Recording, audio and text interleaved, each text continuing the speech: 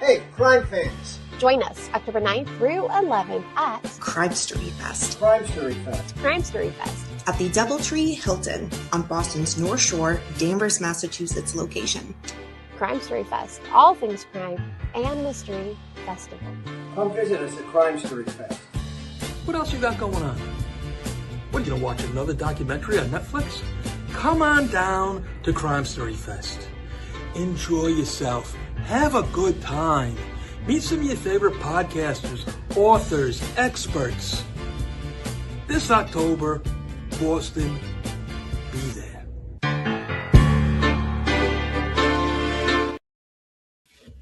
Hi, and welcome to Danny After Dark. If you're new here, make sure to like and subscribe so you don't miss a notification or a new episode.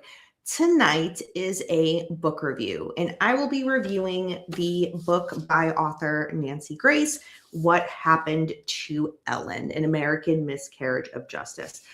So this book I actually picked up at CrimeCon Denver last year. And for those who are aware of the Ellen Greenberg case that has been in the media kind of on and off the past few years, but more so ramping up in the last year to two, this book really deep dives into the Ellen Greenberg case.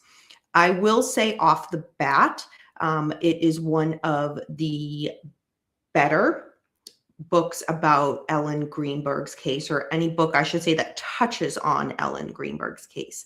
So I do have some critiques about the book, I will be honest, but overall I did really enjoy it enough where I did want to do a review for you guys. So if this was something that you were interested in picking up to learn more, then you could do that as well.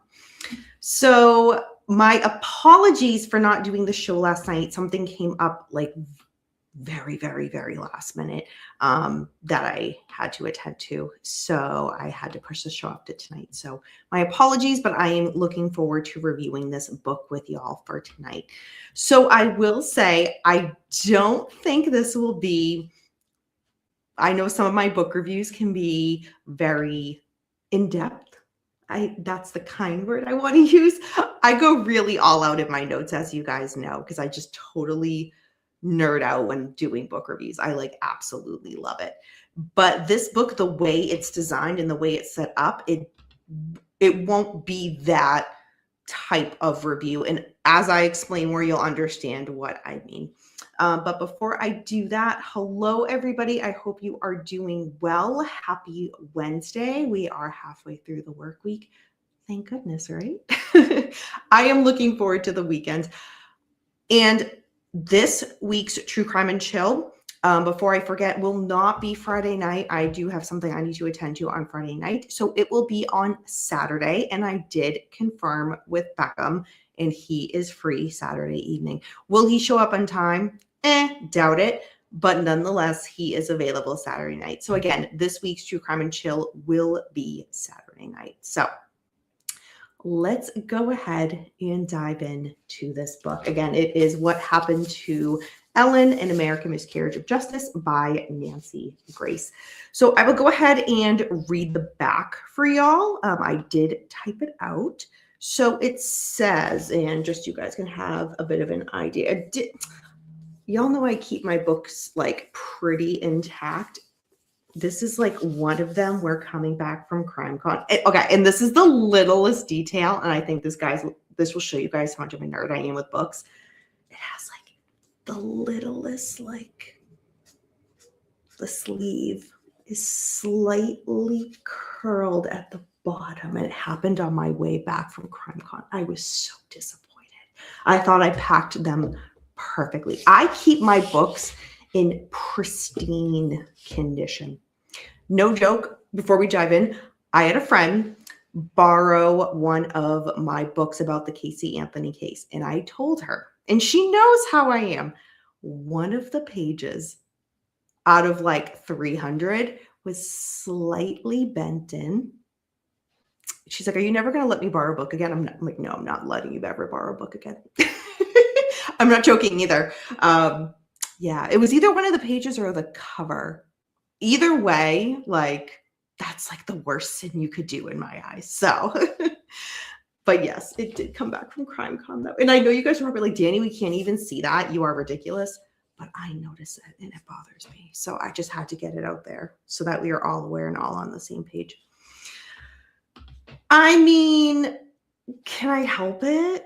Like, if the biggest flaw in my life is like one of my book pages is, or like covers is like slightly imperfect. Like, I know no one, like, anybody would look at this and not notice it, but I do. And it like bothers me to no end. But Beckham, you did, except you didn't speak to her. She was in your orbit, but yes, you did. That was one of those moments that me and Beckham were, why wasn't I with you at that? Was that setup night? I can't remember, but I wasn't with you at that time. No, you were running to the car. You were running to the car. And then after you were just like, oh, Danny, we should met Nancy Grace. That's what it was. All right, let's dive in. So the back of the book, the way it is described to the reader before they even jump into it, it says, how could this have happened in the United States? Beautiful, accomplished, and beloved, Ellen Greenberg was a vivacious and affectionate teacher of young children she adored. Always upbeat, she deeply loved her family and friends, and especially her fiancé, Sam Goldberg, with whom she was planning a wedding. In fact, they just sent out save the date announcements when on January 26, 2011, Ellen was found in the kitchen of the luxury apartment she shared with Sam, a knife still plunged in her chest. She'd been brutally stabbed more than 20 times, at least one of the wounds having been assessed as occurring post-mortem. The autopsy by the Philadelphia medical examiner recorded homicide as the cause of death. Following a secretive meeting attended by members of the Philadelphia Police Department and Attorney General's office, the cause of death was changed to suicide. How could that possibly be? Could this petite 27-year-old woman have so forcibly murdered herself, hitting parts of her body no one could reach with such Herculean force again and again and again? Top forensics investigators who have painstakingly studied this case take a huge exception to the suicide finding. They say it's impossible, period. So why can't Ellen Greenberg's still grieving parents get the Philadelphia justice system to simply reopen the case, despite a groundswell of public pressure and 13 years of legal battles and appeals? Why is it that even the Philadelphia Supreme Court called the handling of the case questionable and even riddled with mistakes, but stopped short of ordering a new investigation? So that is the back cover of the book. I will say it touches on each of the points that the author, Nancy Grace, will get into as the book develops. For me, when I read the back cover, I was like, okay, so here's what, as the reader, I can expect. And then there was all these questions that, as you can see, I just read at the end, and then it just stops. I personally would have liked not that like books need to do it, but something to tie all those questions that she just asked at the end, something to kind of tie it into what the reader can expect or something. I don't know. It just left me like, okay, all these great questions, and then it just stops. That's just the way I interpreted the back cover. But again, each of those points that is mentioned in the back does get expanded upon.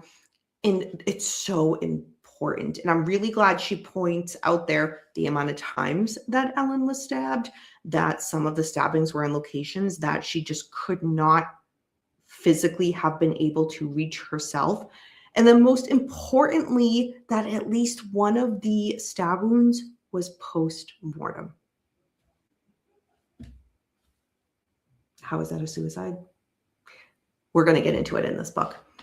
So the book itself is 255 pages. I will say the book is divided into what I would say is 2 sections. And let me show you just so you have an idea.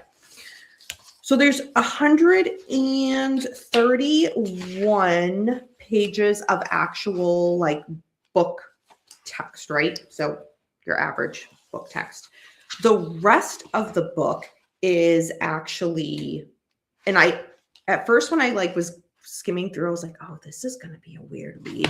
I am so glad that it was broken up this way. There are documents in this, like for example, if you guys can see. So what the reader can expect in there is pages upon pages of Ellen's autopsy report, as well as the actual transcript of part of the deposition of the chief medical examiner who handled the case. And at first I was thinking, wow, I haven't read a book that so much of that was the focus. Usually we see it for those true crime readers. There'll be maybe a couple of pages where part of a police interrogation is usually what we see most in true crime books, that there'd be snippets of that. No, this actually has like almost every single page of the autopsy, most pages of what they use in this book for the deposition. And it was verbatim transcript. And that was really cool to have in there because Nancy references part of that in the beginning of the book, but then the reader gets to read it for yourself and interpret it for yourself. And I found that really, really cool. And I just don't see that in most true crime books. So the book starts out right away. January 26, 2011, which as I just read for you guys, the back cover, that is days after the save the dates were sent for Ellen and Sam's wedding and the date where Ellen was found dead in her apartment that she shared with her fiance, Sam. So I will kind of touch upon bits and pieces of this case kind of as the book unfolds. So you're kind of getting an idea of where the book's heading as yourself as a reader would read it. This isn't a case, the Ellen Greenberg case, where I have talked about it a ton on this case, on the show, because to say it's complex is very an understatement. Technically in the police's eyes, is it solved? Yes, but it's solved as a suicide, and that's really not appropriate. And I feel like anybody who's really looked into this case completely would agree with that. So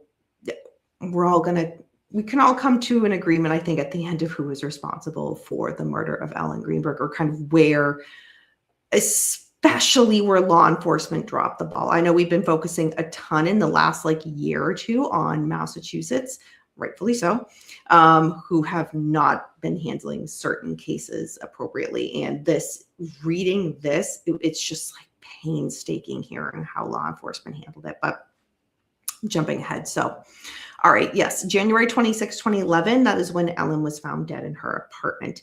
Sam told law enforcement that he was downstairs at the gym when Ellen was killed. When he came back upstairs to the apartment, he found their front door deadbolted. The swing bar was locked from the inside.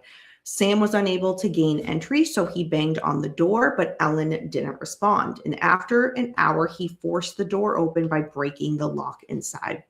Sam told police he found Ellen seated on the kitchen floor, her body slumped, propped up against the kitchen cabinets with her legs splayed out in front of her, and the kitchen was covered in blood.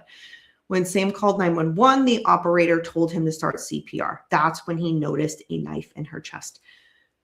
Quick pause. You guys can easily find the 911 call that Sam has placed online. I have heard it for myself on several other podcasts that have covered this case. And I did go back and re-listen to it for, I don't want to say preparation for the book, because I listened to it after, just to kind of reacquaint myself with it. But if that's something you guys do want to hear for yourself, I think it's worthwhile. I do think it's very telling. And I think it's a worthwhile listen. So, all right. After police arrived, they found no defensive wounds, evidence of a struggle or forced entry. So they deemed the death a suicide. Case closed. The medical examiner's office during the autopsy, however, found that Ellen had been stabbed 20 times. There were knife wounds all over her, to her head, back of her neck, and to her chest. They also found bruises on her arms, abdomen, and legs in, quote, various stages of resolution, end quote. So I know what you guys are thinking, because I'm thinking the same thing. If somebody's going to commit suicide, they're not going to necessarily stab the back of their neck. That just does not make sense. It's not practical. We're going to get into the details of those stab wounds, but when you kind of lay it all out, you're like, wait a minute, that does not make sense with a suicide.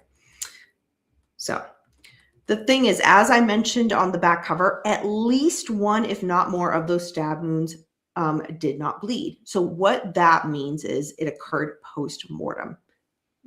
More simply, that was after Ellen was already dead. So right at the beginning of the book, and for anybody familiar with this case, how does it make sense that somebody that committed suicide stabbed themselves when they were already dead? It doesn't. It doesn't. We know that, but nonetheless, here we are. So we're going to talk about this case and why it is important for this book.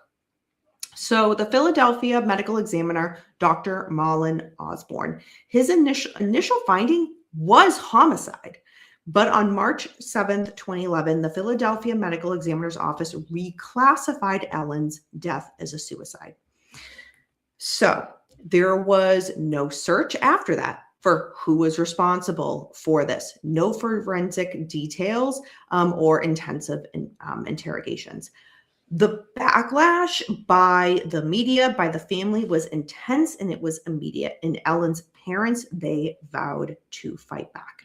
Ellen was an only child, and this is what we learn in chapter 2 of the book. We learn not only about Ellen's family, but more about Ellen herself as a person. And I really liked the level of detail that the book went into about Ellen. Again, true crime is making a big shift towards being victim focused. And this book does justice by giving the reader a real true glimpse into who Ellen was as a person. So Ellen Ray Greenberg was born on June 23rd, 1983 in New York City to parents Josh and Sandy. The Greenbergs lived in New Jersey. When Ellen started middle school, the family then moved to Harrisburg, Pennsylvania. Sandy's family were close by, so they were able to help the family with picking up Ellen from school. Josh's parents were close too, and they adored Ellen and loved spending time with her. Ellen was excellent at sports, softball, tennis, swimming. She was also into football, going to games with her dad, but she was also a girly girl and also into fashion. After Ellen graduated high school, she attended Penn State, majoring in communications, and she graduated in 2005 from college. She then moved to Washington, D.C. to study speech pathology. She then started to attend Temple University to pursue a teaching degree, and she earned 2 master's degrees. And she did this all by working during the day as an aide at a middle school. So to say she was a hard worker is like a complete and total understatement. Ellen then moved back to Philadelphia and began teaching first grade. It was then when Ellen was set up on a blind date. So we learn that that date was with Sam Goldberg. He worked for NBC Golf. He came from a very wealthy and connected family.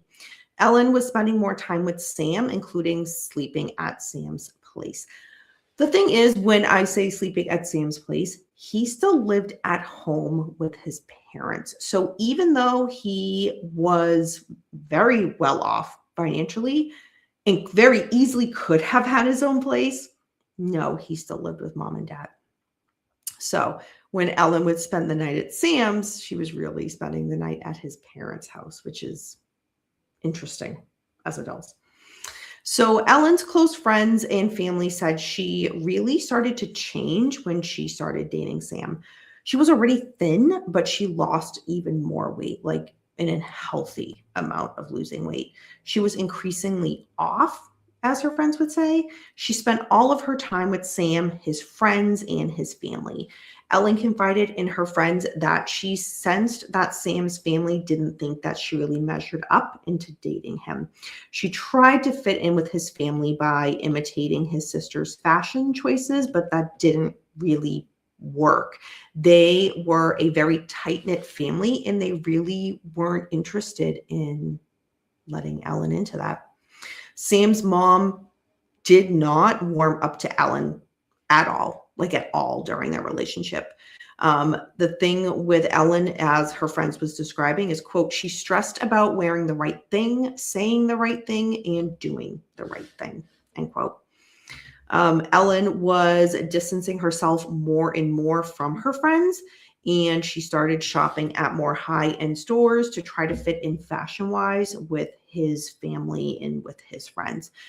But as we know, she's a teacher, so she's doing this on a teacher's salary. She was hiding her purchases that she couldn't afford. One close friend of Ellen said that Ellen always wore the pants in any relationship that she was in. She was never the type to be pushed around and never felt the need to explain herself to anybody, really.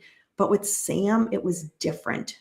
For example, one of Ellen's friends, Allison, was getting married and they were out shopping for bridesmaids' dresses. They wanted to go to one more store, and Ellen got so nervous and said she had to ask Sam for permission just to, again, continue being with her friends.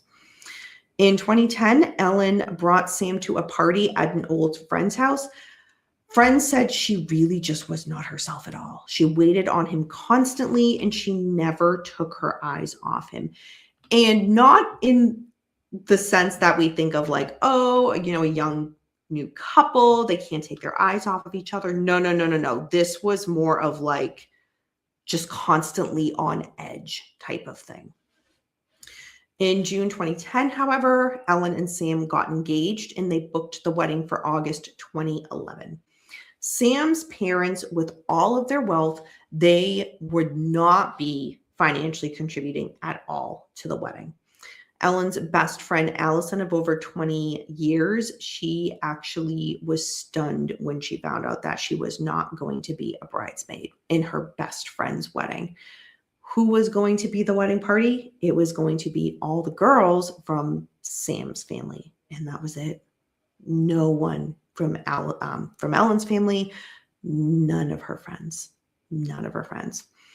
Ellen wouldn't even discuss the wedding plans in details with her friends or family. If they brought it up, she was very standoffish, making it obvious that they just shouldn't ask her anything about it.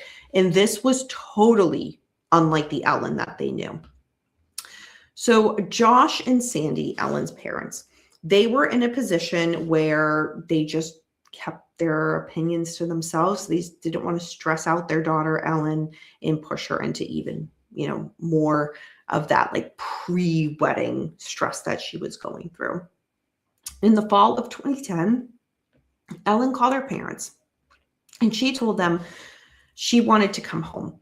It was the middle of the school term. She was teaching first grade. She wanted to move out of the apartment that she shared with Sam. Her parents were asking her if something was wrong, and she said, everything's fine with Sam. However, Ellen avoided questions that she didn't want to answer to her parents. Ellen's dad told her it really didn't make sense for her to leave the job that she loved. He said, just stick it out a few more months. But they also suggested that Ellen get some counseling.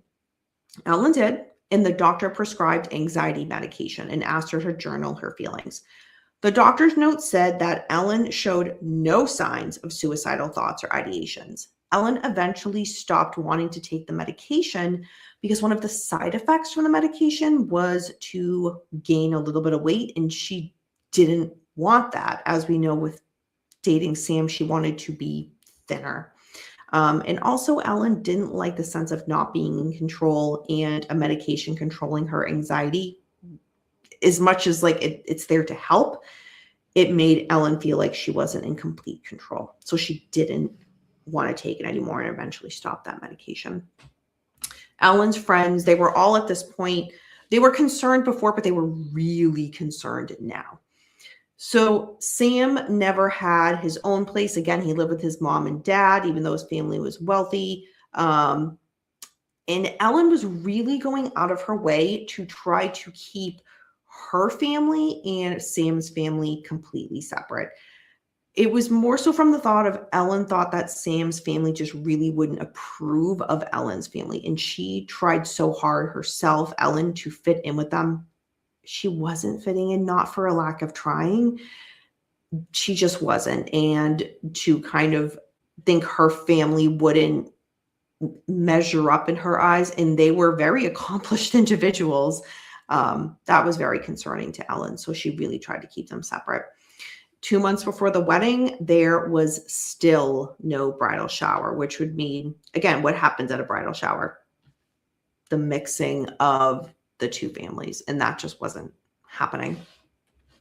So Ellen was not herself. Again, this is a theme that is discussed over and over in the book as it leads up to the event that happened, because this wasn't just something that family noticed, friends noticed. They noticed it as it was happening, and then they noticed it as it was getting worse and worse and worse. So in the last few days of Ellen's life, she was a little bit disheveled. Physically, she was unkempt. She was just really almost feeling empty. She cried to her friend Allison that she had been taking the medication for anxiety, but she was dreading it because she was gaining a little bit of weight. The day before Ellen died, she called Allison crying, saying, again, she was miserable about teaching first grade and the students not getting good grades. And she just wanted to go home. But again, mid-school year, it just didn't make sense. So the next day when Allison found out about Ellen's death, she heard that the stab wounds in the kitchen knife that was used, Allison was like, that does not make sense. That Ellen could have possibly harmed herself with the kitchen knives that she owned. Like, she knew my friend did not commit suicide. So we learn now about a relative, Pam. So as I'm describing this book, it does jump around a bit in regards to like Ellen leading up to the death, but then it will kind of reference going back. So if I as I'm doing this review, kind of bounce back and forth, that's why, is because it's happening in the book. So again, Pam met Ellen through her aunt. Pam was close to Ellen's mom. They met after college and hit it off right away. So Pam loved how Ellen was always smiling, spirited, up for a good time. Pam over time met several of the guys that Ellen dated. Ellen was the one, again, that when we hear, she always called the shots, was always in control. But with Sam, it was different. Ellen was very guarded. And after getting engaged, it just got worse. Ellen was more stressed, more anxious. She had started the medication, but as much as like there was that like side effect of like a little bit of a weight gain, Ellen was still getting thin and more thin, painfully thin. When Pam found out that Ellen died, she was a mess and rescheduled her own wedding because, again, Pam was going to get married around that time. Within the month of Ellen's death, Sam actually reached out to Pam, which was very, very weird. And Sam said to Pam, quote, "Sometimes people just snap," end quote. So the chapter goes back, the next one, so chapter 9, it now bounces back completely to the night of Ellen's death. They, in the book, start to review the evidence, starting with the 911 call. Again, the 911 call you can actually hear for yourself online. You can very easily find it on YouTube. The book does have some excerpts from that 911 call, so you can read it in transcript. While first responders arrived to tend to Ellen, police were asking Sam questions. Sam's parents arrived and his uncle, who was an attorney and judge, and that is very important. And then another friend of the family.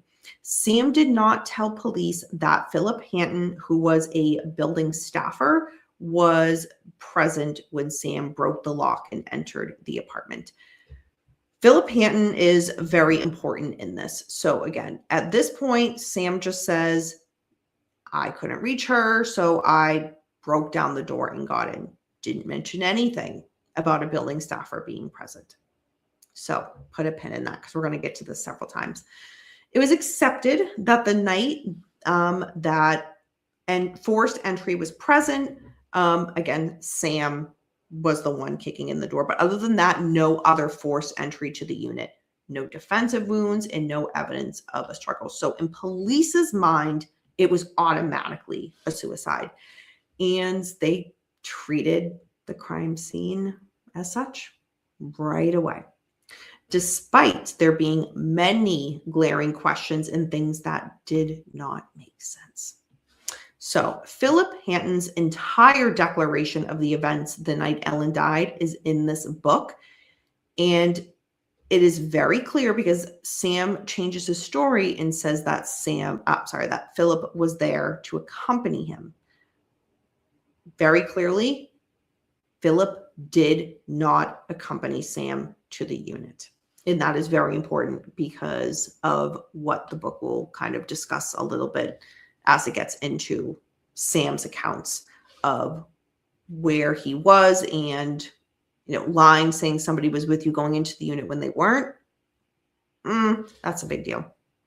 So the Philadelphia Examiner's medical report is described in this book as well. So that report is in there.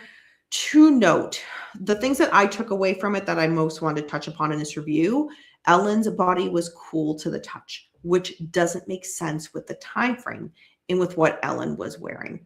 Ellen was in the middle of also chopping up a salad and still had the kitchen towel in her hand when she was found deceased. Blood drops were found on the kitchen counter. Again, when Ellen's therapist was contacted, not only did Ellen's therapist say she was not suicidal, she did not have any suicidal ideations. Ellen actually had an appointment scheduled with her therapist that very afternoon that she died. So keep that in mind, right?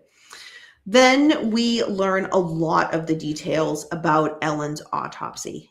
And for anybody who is into true crime and is kind of more used to reading about those types of things, let's just be honest. Even if you're not, when you read it, you're just like, wait a minute. There are glaring things here that do not make sense, that were not looked into, and that, to be perfectly honest, the medical examiner just really glossed over.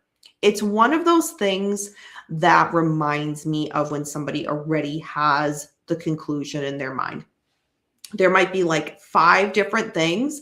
The 2 of them that fit the narrative they want, they'll go into great detail about that. But then the other 3 that like totally don't fit with it and actually would discredit the conclusion they come up with, it's just like, oh, well, let's just gloss over that or just not even mention it at all. That's what this reminds me of. It was painful to look through this. and which is infuriating.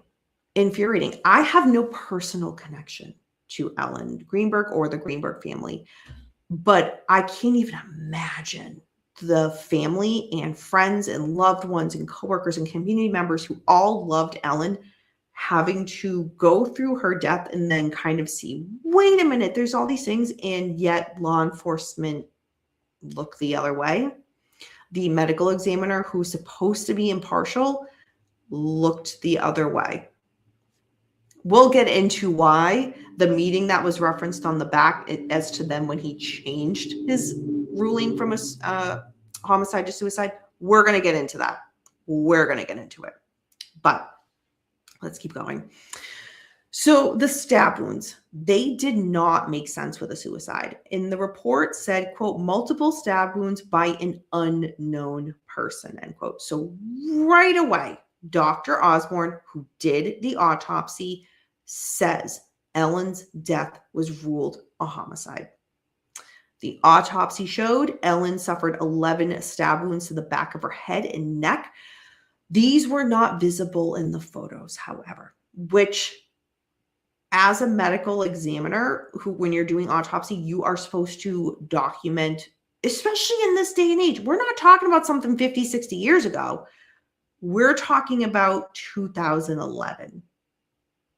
There were cameras that documented and should have documented the autopsy, and the medical examiner did not take the photos that he was supposed to. In fact, only a small number of photos were even taken at the crime scene itself. Again, law enforcement right away were just like, looks like a suicide. Doesn't matter. You need to process the scene. And they didn't. They did not. So the police, here's the thing too, they didn't even seal off Ellen and Sam's apartment as a crime scene. Didn't seal it off. And as we know, when that happens, people are going to have access. So much so that the apartment was professionally cleaned and sanitized the next day after Ellen was found dead. Also, Sam's uncle contacted the police about gaining entry to the apartment to retrieve what he called personal items. Police said, that's fine, go ahead. Because why? The police didn't consider it a crime scene. The police, again, in their mind said suicide. So Sam and his uncle, they went into the apartment. In regards to personal items, what did they take? All laptops, cell phones, credit cards, etc., that belonged to Ellen. They were not getting it for Ellen's family. They were getting it for themselves. They said they took it to safeguard it. The police later requested those items back. The FBI later analyzed it. But by then, what's the word? What's the word? Chain of custody. The chain of custody was broken. And who knows what Sam, his uncle, and anybody else could have done with altering those electronics. So now enter Melissa Ware. So she is the senior property manager of the apartment complex where Ellen and Sam lived. So she had called police after a family member contacted her. From Sam, they were saying, again, they wanted to enter the apartment to get personal items the day after Ellen was found dead in the apartment.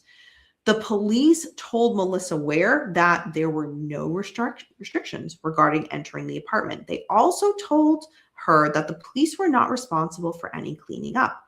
The police even referred Melissa to a company called Crime Scene Cleanup. So Melissa was like, okay, made arrangements with that company, got the cost and scheduling, and got Sam's family members' approval to move forward. Yes, go ahead and professionally clean it. Again, the next day. So once Ellen's death was declared a homicide, that is when the police then had to return to the scene to process what they should have in the first place. But again, crime scene wasn't taped off. By then, multiple people had entered. But not only that, the professional cleanup company had already come and completely wiped that crime scene clean. So the thing is, Melissa Ware, who, I mean, does not get enough credit I think that she deserves in this, she recorded a video of the apartment prior to being cleaned by any services and also before she let anybody into that apartment.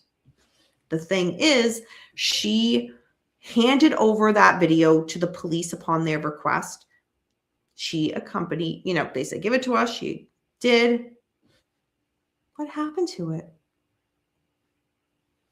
Who knows? It got lost. Go figure, right?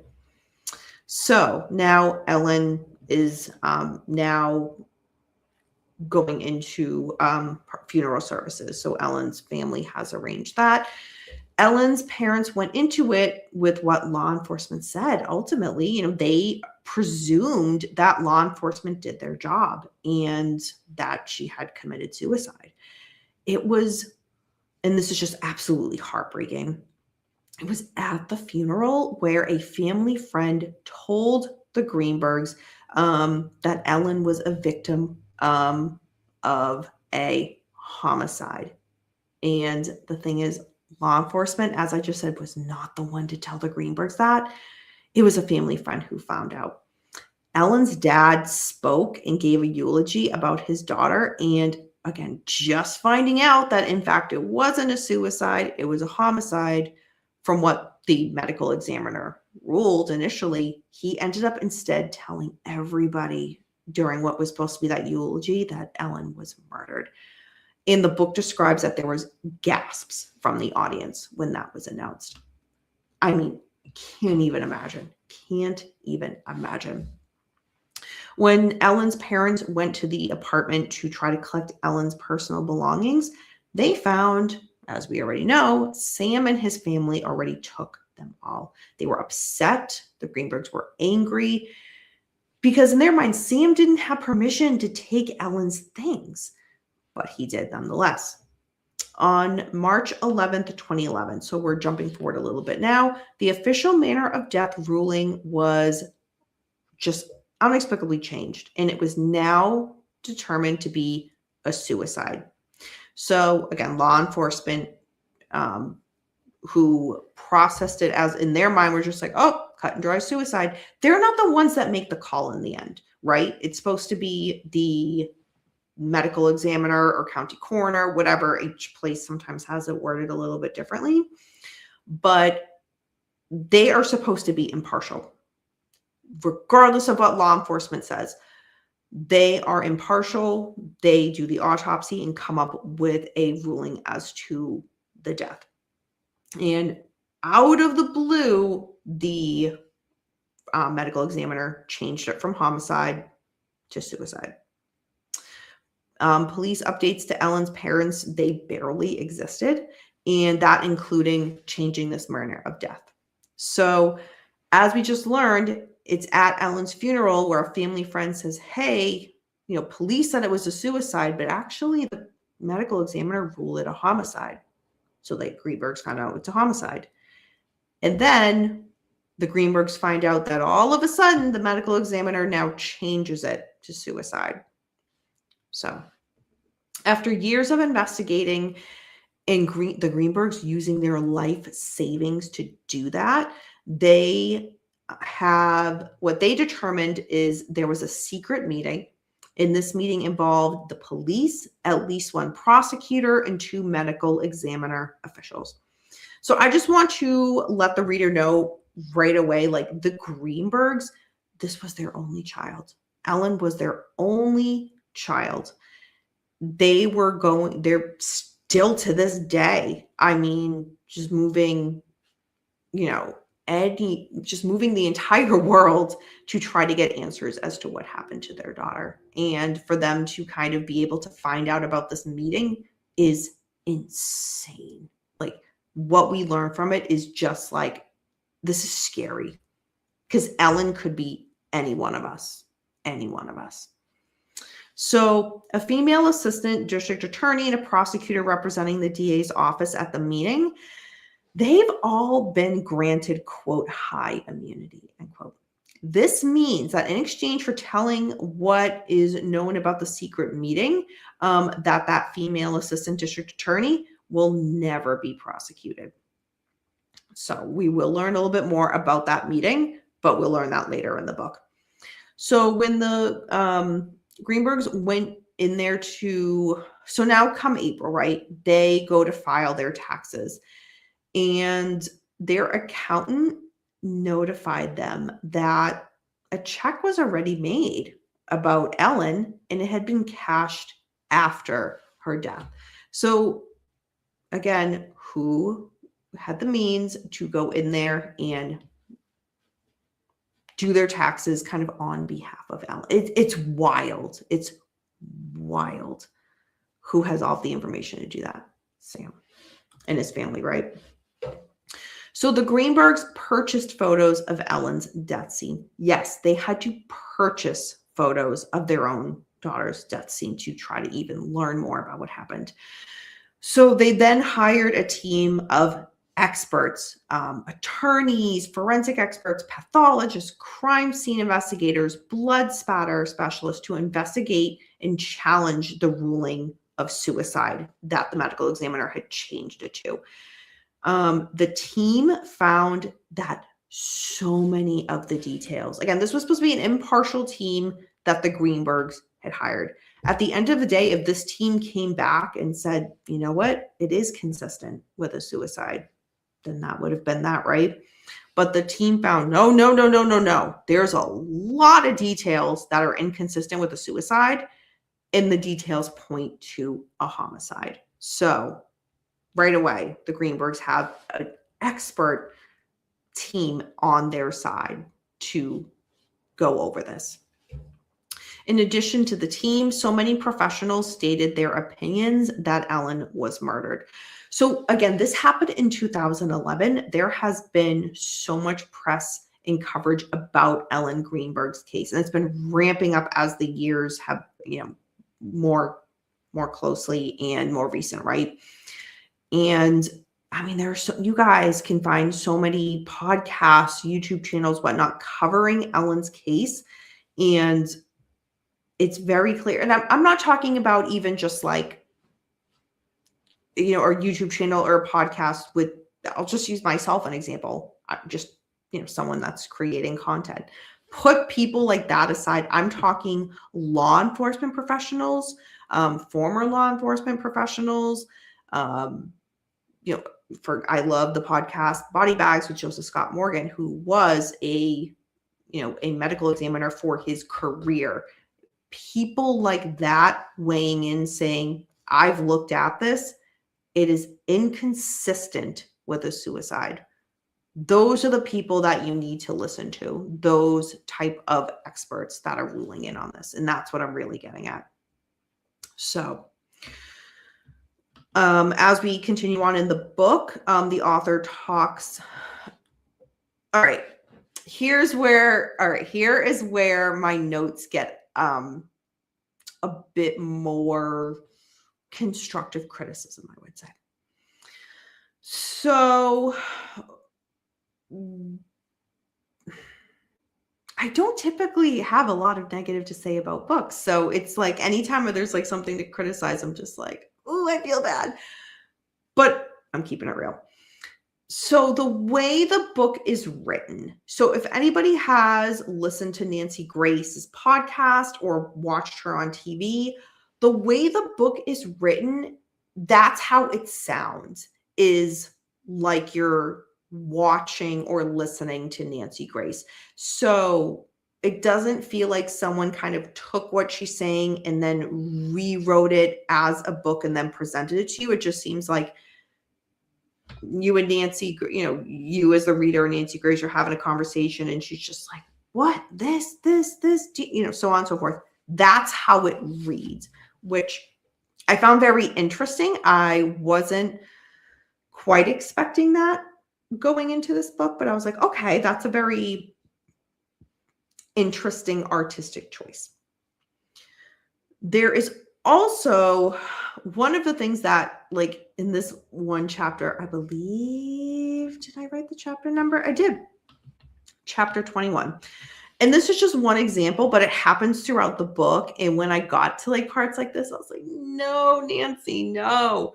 So for example, the beginning of the chapter, like the first line says, based on all of the above and more, the Greenbergs filed a civil suit. I don't understand how starting a chapter saying based on all the above and more. That would have been a great way to finish the previous chapter. That would have been the best place for sentences like that, right? Statements like that. But to have it at the very beginning of a chapter, like when I first came across it, I was just like, wait, what? Am I reading this right? So it's just little things like that where I'm just like, oh, that doesn't make sense being there. It should have been at the tail end of the previous chapter. Again, nothing where I'm like, that ruins the book. It's not worth a read. Nothing like that. Nothing like that. It was just it caught me off guard. I was just like, oh. But again, going back to what I just said before, the book, when you read it, sounds like you are in a conversation with Nancy. And it gets more like that as the book progresses, because we're now uncovering and deep diving into the crime scene that really wasn't investigated, the autopsy, the meeting where the medical examiner changed his report. So Nancy, as the book unfolds, is very, why did this happen? Why this? Why that? But in a way where it sounds like her on TV,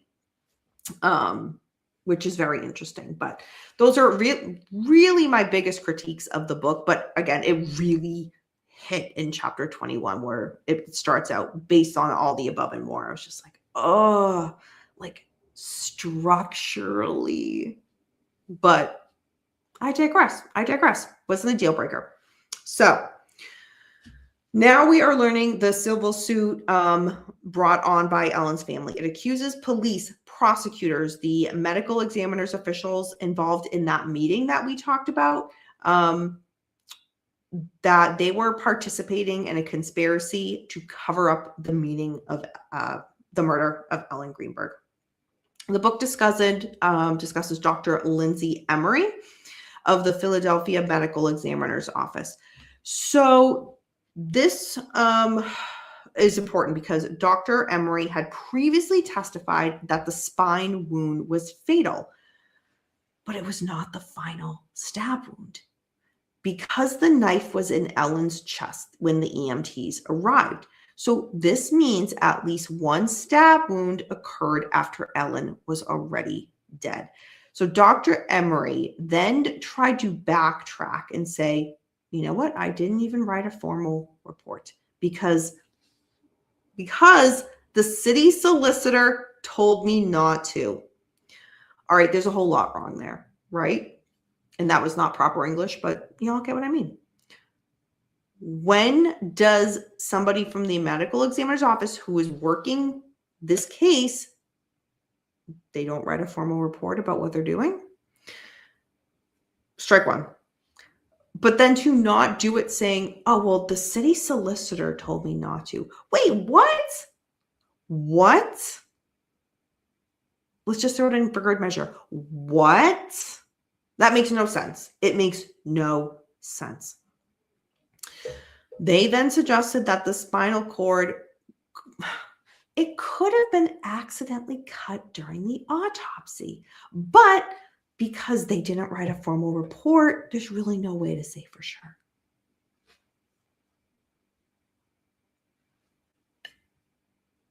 Yeah, if I have to suffer with this like pain, then you guys do too. Like, this is insane. This is insane. But it gets so much worse. It gets so much worse. So the Pennsylvania Attorney General's office, they are declining to reopen the case because they say there's no new evidence to support anything but a suicide. With that being said, they're also saying they're leaving it at a point where it's like, we're going to leave this an open case so we can't further talk about it going forward. Like, you can't have it both ways. You can't say, we're not going to reopen it, There's no new evidence.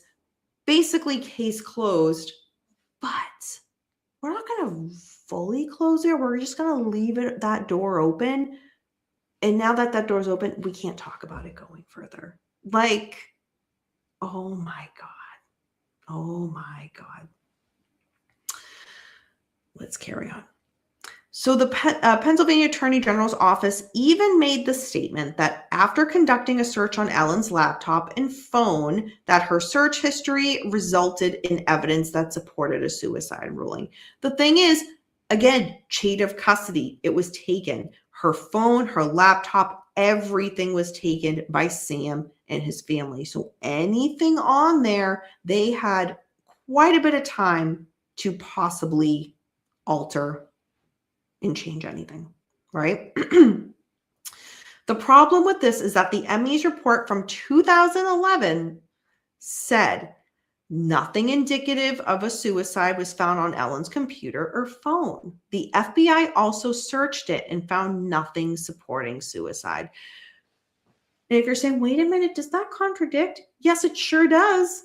It sure does. That the ME's original report, there's nothing on her electronics about a suicide. The FBI searching it, nope, nothing on there indicating any type of search is related to a suicide. But then all this time later, the Pennsylvania Attorney General's office, again, who's declining to reopen it, says, you know what? We looked and there was absolutely a search history that supported evidence and, for a suicide ruling. Really? Really? All right. Let's carry on.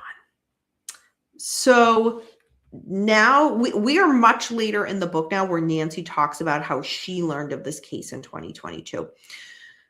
Nancy covered it on her own show on August 10th, 2022, and the episode was titled Teacher Death Mystery, a Nancy Grace Investigation. I personally would have liked this at the beginning. And I will say that only because on the one hand, the book for the most part goes in order of the case, except like there are times where it kind of jumps back in time and then goes, but it's relating it to something with Ellen's death. So because it has that back and forth jump, I'm just like, I kind of wish Nancy kind of said right at the beginning of the book, even in like the preface, if she had said like, here's why I took an interest in this case, and then carried on with the book. I just felt, and I'm talking about chapter 22, where she kind of says like, now here's where I took interest in it. I don't know. I would have liked to have known that as the reader, like very early on, what stuck with her and what connected her to wanting to learn more about this case. But that's just me. That's just me. So the chapter now, again, we learned more about Nancy, why she took interest in this case. And then we learn so much more. I mentioned earlier about the deposition that Dr. Marlon Osborne, the original medical examiner who did Ellen's autopsy. That deposition, the full deposition is at the back of the book. Okay, let me rewind that for a second. When I say full, I think the full, what did Nancy say in the book? It was like, was it 100 or 500 pages? For some reason, both of those numbers are in my head right now. They took the parts where it was very, very clear what they were alluding to and getting to in this book as to what happened during that meeting. But in the written portion of the book, before you kind of get to read the transcript later on, there's a chapter that goes over a conference call for that deposition. And that was allowed between Dr. Marlon Osborne, as well as Dr. Wayne Ross. Dr. Wayne Ross, we learn, is a court-certified expert pathologist on stab wounds. So Dr. Ross said to Dr. Osborne, it was clear the manner of death was a homicide. And he asked, why? Why did you change the ruling? Dr. Osborne responded saying that multiple experts who were also part of that call and listening to that call. So it's so messed up. It's so messed up. It's just like one of those things where as I'm reading it to say it, I'm like getting just so angry about it. So Dr. Osborne said the ruling was changed at the insistence of the police during the meeting he attended. Let's let that sink in. Dr. Osborne answered Dr. Wayne Ross, as well as all these other experts who were listening on the phone to that meeting. Dr. Osborne said, I changed the ruling at the insistence of the police at that meeting I attended. One of the attendees who was listening to this meeting pushed back and said, since when does any police officer have a degree in pathology? So how did Dr. Osborne respond? He hung up. He hung up. Meeting over. Wild. Again, it wasn't, so this is not a he said where there's just Dr. Wayne Ross and Dr. Osborne. No, there were other medical experts, multiple experts who all heard this. So let's continue on. Joseph Scott Morgan, again, I've mentioned him before in this episode, and I think on like a lot of episodes that I talk about with y'all. Again, host of Body Bags with Joseph Scott Morgan. He breaks down the case from his perspective. Reading it, I was already familiar with what he was saying because I listen to his podcast every week. So I'm already familiar with his stance on the case, how it was handled by police, how the autopsy was handled, especially because this is what he did, autopsies. He did that for a living. So what Joseph Scott Morgan says, I listen to. So, but again, if you don't listen to his podcast or you're not familiar with who he is, you'll read that and get from his perspective, somebody who has decades of experience, what they make of this.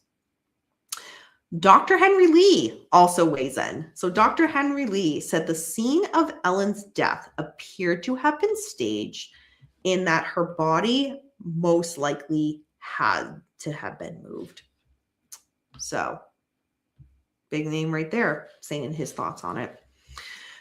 So again, we know law enforcement right away getting into that apartment said, this looks like a suicide, and handled the crime scene as such. That knife that was in Ellen's chest, for example, police never fingerprinted it. They did not fingerprint it. In addition, video recordings that were filmed, we talked about Melissa Ware, the property manager who took video of the apartment before and after the crime scene cleanup. All those disappeared. All those videos disappeared after she handed them over to Philadelphia Police Department. Gone. Very interesting, right? So the book towards the end of the written portion, before all the document portion, has several chapters about each person. And when I say each person, meaning each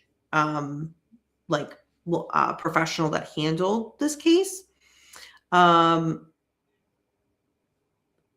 didn't get into it really a ton in my notes because I didn't think it was kind of worth going into such great detail in that for this.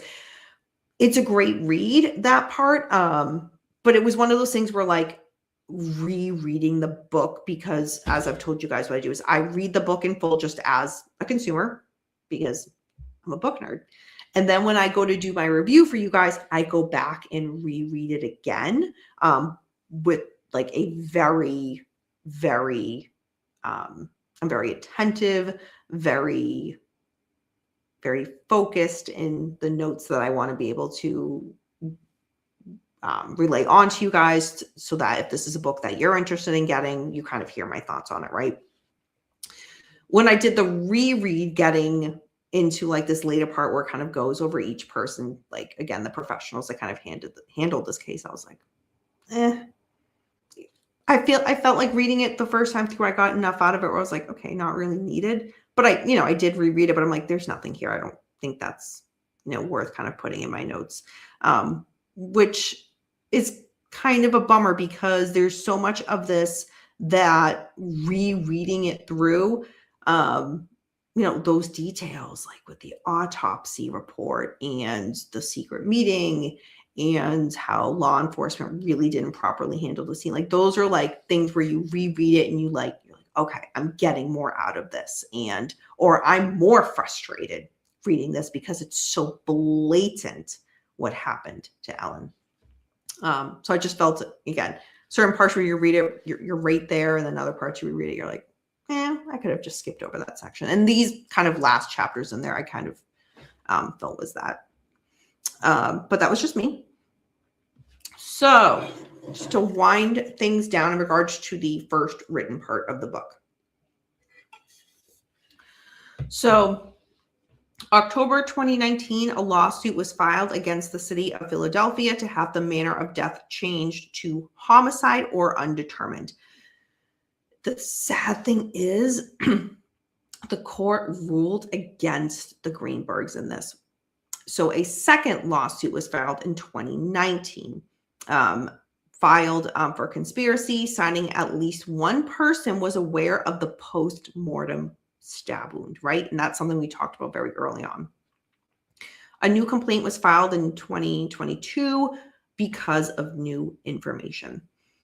So again, Nancy was able to get the sworn deposition of medical examiner Dr. Marlon Osborne. And that was a game changer in this. Like, this really helped Ellen's family and the team of experts that they hired to go forward with, filing the appeals and these lawsuits that they have done. So, little bit of detail here. There's so much more in this chapter. Like, these are one of those chapters. I'm telling you right now, if you buy this book, chapter 33. I'm going to give you guys just a bit of a nutshell on it, but like, it's so good and there's so much more. Like, there's so much more. You know how I just said some chapters where you're like, oh, okay, yeah, I could skip over that again if I did a reread. Not this one. Nope. Rereading this, you're going to want to read it again and again because you're going to pick up more and more and more. So, what I took of importance from this. So after examining Ellen's body, again, as we've said before, Dr. Marlon Osborne said it was a homicide. He declared that the day she died. But after meeting with the members of the Philadelphia Police Department, District Attorney's Office, he changed his ruling to suicide. In an interview with former FBI agent and others, Dr. Osborne admitted he changed his finding at, quote, the insistence of the police, end quote. That admission led to him being called to give testimony under oath during deposition. Some of the highlights of what was learned during the deposition was,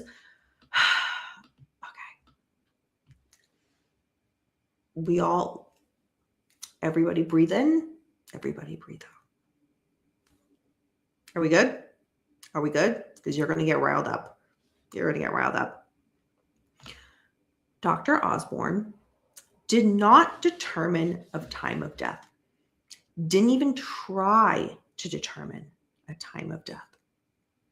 What is Rule 101 in autopsies? Determining a time of death. He didn't do it, didn't even try. What he did during his deposition was instead, he tried to insist that the time of death was 6:40 p.m. on the evening of January 26th. What do we know here? That was the time that professionals, law enforcement, first responder professionals were already in the unit. And when they were already in the apartment unit, they said, she's deceased. He's using that. When pushed to give a time of death, says, okay, 6:40 p.m.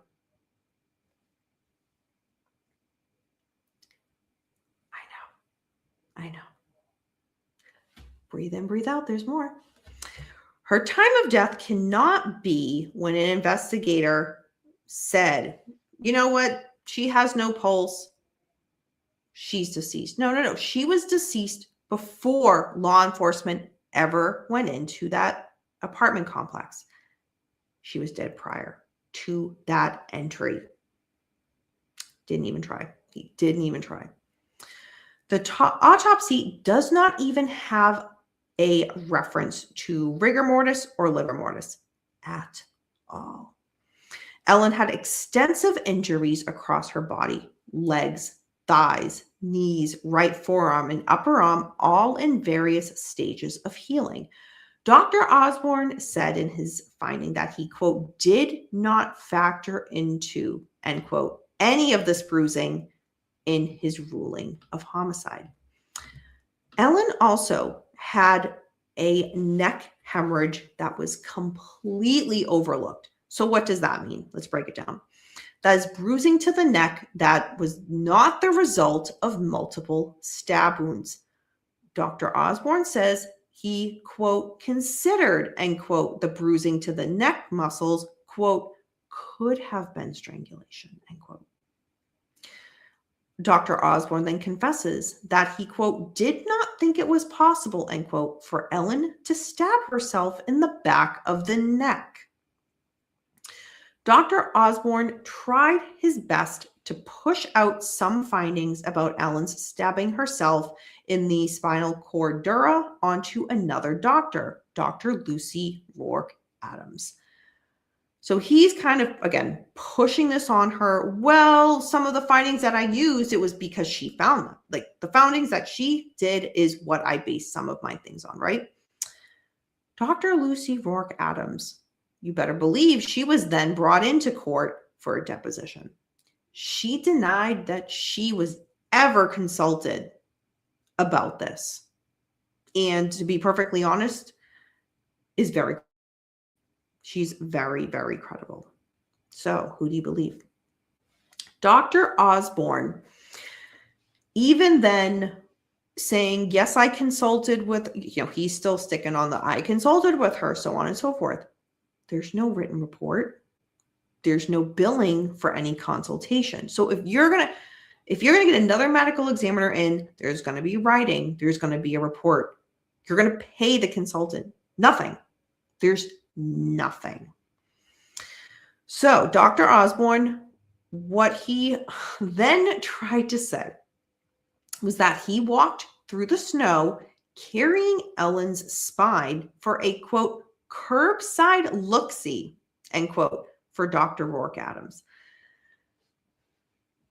Okay, let's just repeat that. He walked through the snow carrying Ellen's spine for a curbside look-see for Dr. Rourke Adams, where there's no report that he's referenced showing her this or consulting with her.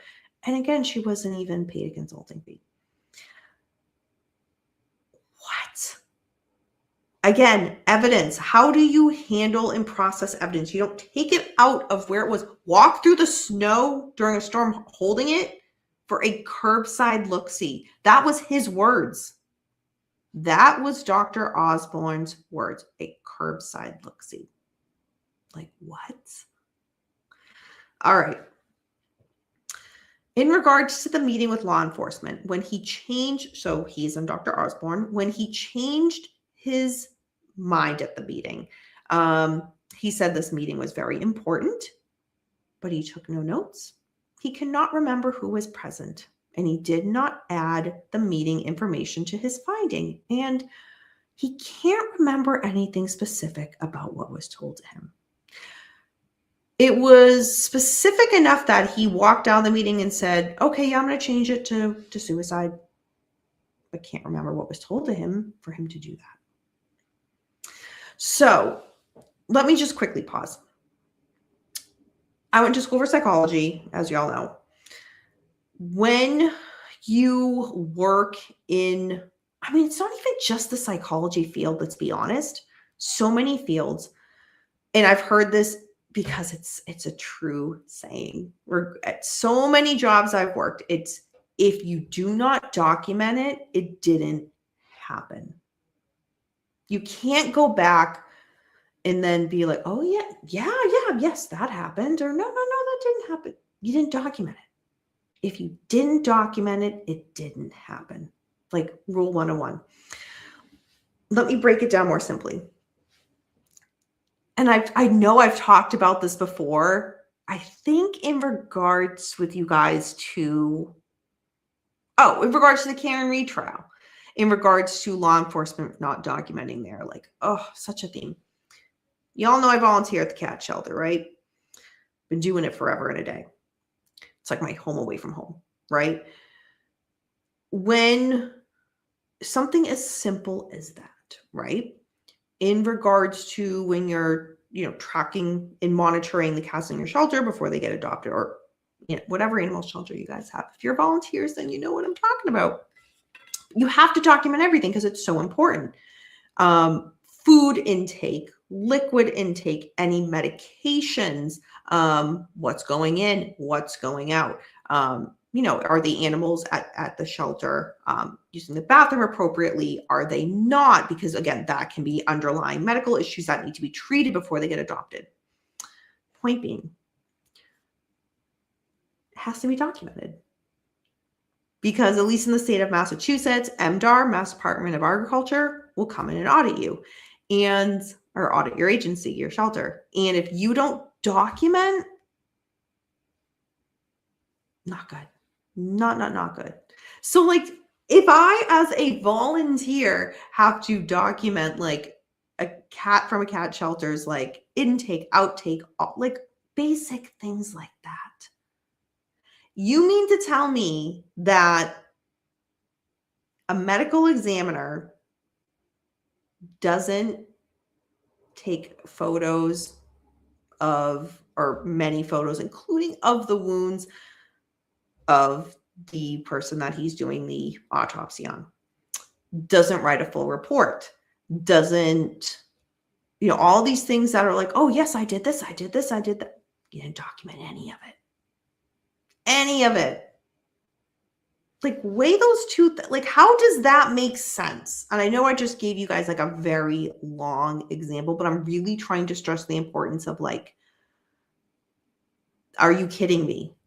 Are you kidding me that Dr. Marlon Osborne did not document any of that stuff? And is trying to go back and say, oh, well, no, this happened. You didn't document it. And quite frankly, it sounds like a load of bullshit. Let's be honest. You mean to tell me you were walking through, and if anybody here's on the East Coast, I see some of you in the chat, you know, I know who you are. You live on the East Coast. We all suffer through the winters together. Solidarity, right? You mean to tell me you are painfully trudging through the snow, just holding Ellen's spine. You're just holding it for a curbside look-see. Again, that you didn't, the whole documenting thing. For a curbside look-see. Are you kidding me? Like, are you kidding me?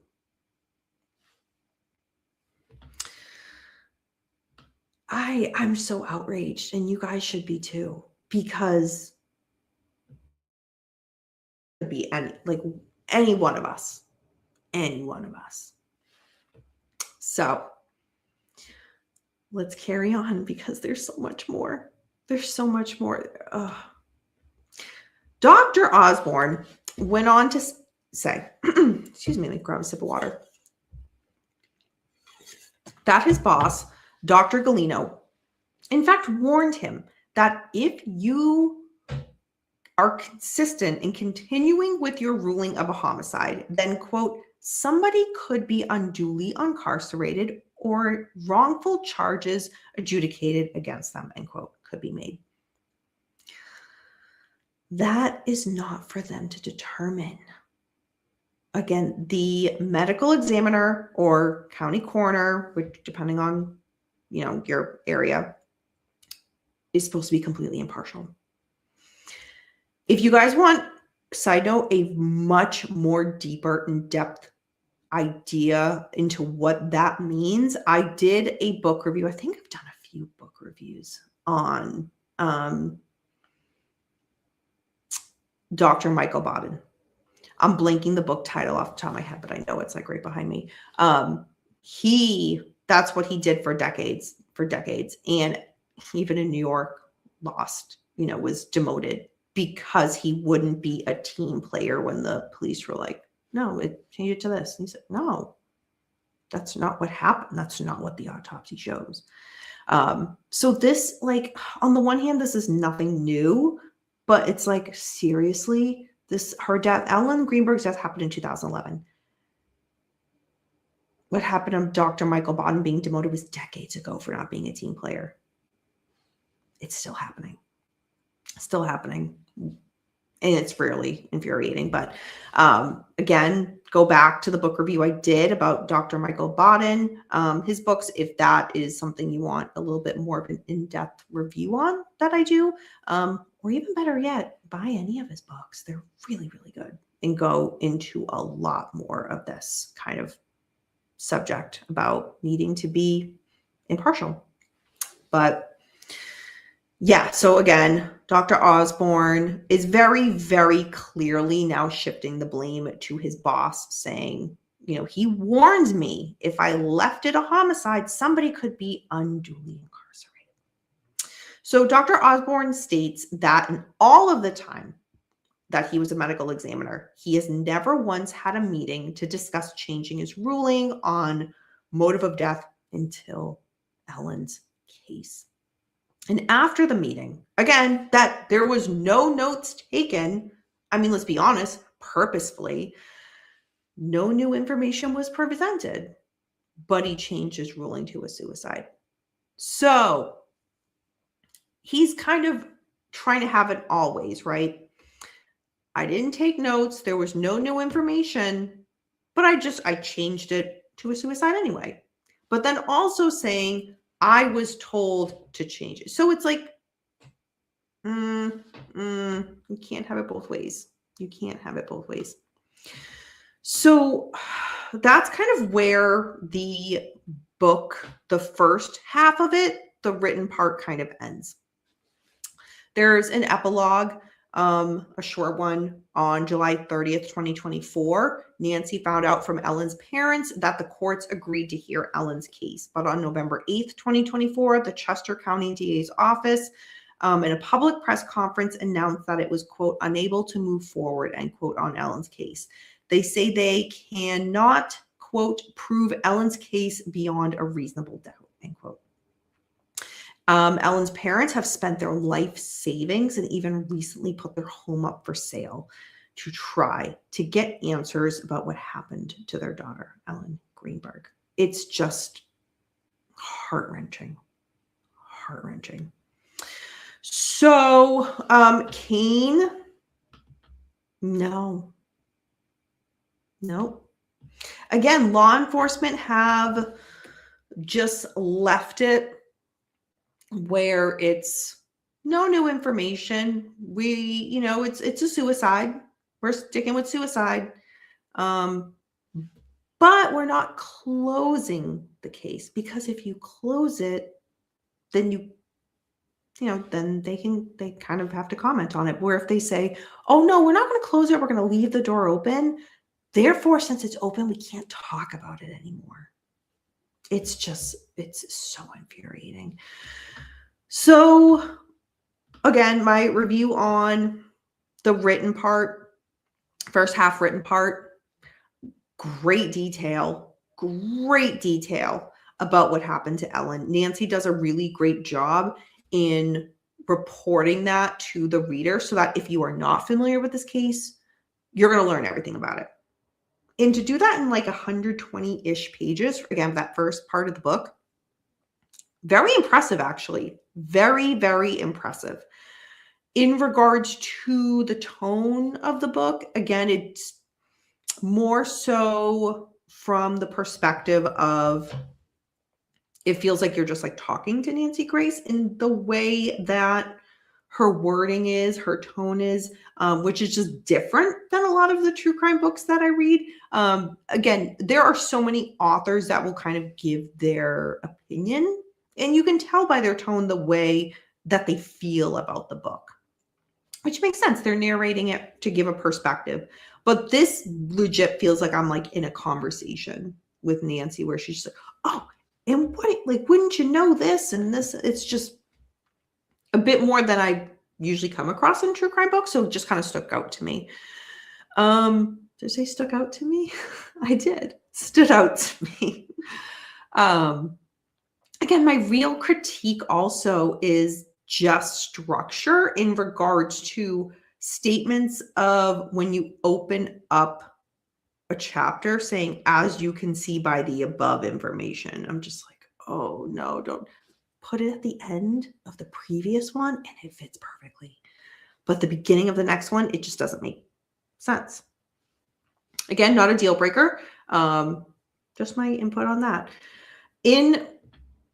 Tony Stewart, I get it. Nancy there are so many people that I feel like you either like really like their content and what they do or really don't. And I feel like from what I gather with Nancy Grace, there's not a lot of in between, which to each their own, right? In regards to the last, 130-ish pages of the book, again, documents, transcripts, Ellen's autopsy report, Dr. Osborne's deposition. I will say. So, fun fact, I wear glasses for distance or contacts for distance because, not good. It's always been that way. Up close is never not an issue, right? This book was challenging even for me. So I'm just like, oh my God, I can't even imagine with somebody who has trouble reading up close. And I'm going to show you guys. So I'm just opening randomly to part of the deposition that's in here. And there's pages upon pages upon pages of transcript of deposition, which is, I'm so loving that this was in here because I got to read it for myself. And yes, I got to read Nancy's take on it, but I got to read it for myself and get my own take on it. And I found that very valuable that I don't see in a lot of books. Again, a lot of true crime books will just give maybe a page or half a page of an excerpt, usually from a police interrogation, parts of a transcript for that. This just gives pages upon pages upon hundreds of pages of the deposition, which I'm just thank you. All right, but let me show you what I mean. Look at that. The writing is small. So, yeah, a little tough, but worth it. So if somebody is buying this book and you're reading it and you get to that and you're like, oh, might be a little hard to read just the way it's structured in there to get it all in there. Read it. Get a magnifying glass. Put glasses on. I don't care. Read it. It's so, so, so important what you're reading. So, dare I say that that was one of my favorite parts of the book was reading Dr. Osborne's deposition, that whole part, most of that whole part in the back. It was just, yeah. It was so telling. And you got to have it kind of broken down earlier in the book with Nancy giving her take on it, right? So I liked that as a reader. I'm like, all right, Nancy, I hear what you're saying. And I see the interpretations that you're getting from this. But I got to read it myself. And I thought that was pretty cool. You don't really see that in true crime books. So overall, that is my review of this book. I really recommend it to anybody. Again, structurally, it's a bit different than most true crime books. Again, as Tony Stewart kind of mentioned earlier in the chat, not everybody, some people love Nancy Grace, some people don't, to each their own. I will say that this case is so important. So at the end of the day, again, I recommend this book to everybody. Get it. But if that's something where you're just like, no, I'll pass, for whatever reason, bringing attention to everybody about Ellen Greenberg's case in the way it was handled, in the way that it's still in limbo for her parents, her loved ones, her friends, community members, coworkers, everybody who loved her. Again, but I just think especially her parents. Everybody needs to be talking about this. It needs to be discussed. Law enforcement needs to know that, not only the Greenbergs not going away, but the injustice that was done here is completely unacceptable. Completely unacceptable. At the end of the day, whether somebody says, you know what, I think she did kill herself, I think she committed suicide, or no, I believe it's a homicide, regardless of what way you fall, I think we can all agree this case was not properly handled.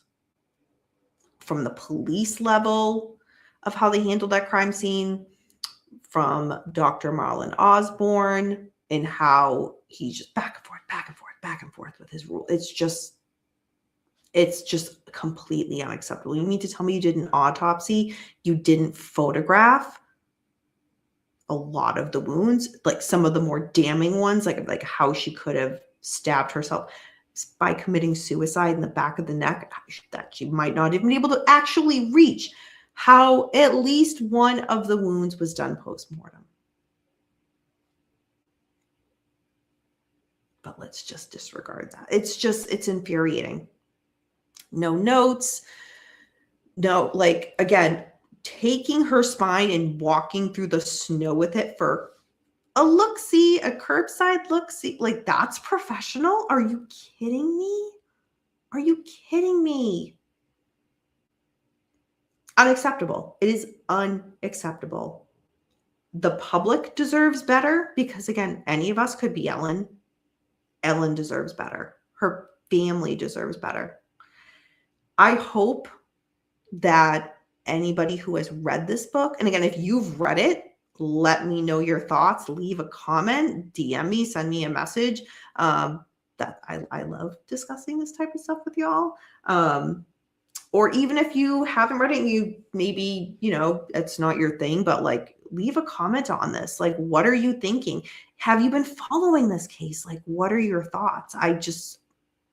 It needs to be talked about. It needs to be talked about. So that is that, everyone. That is my review of the book by Nancy Grace, What Happened to Ellen, An American Miscarriage of Justice.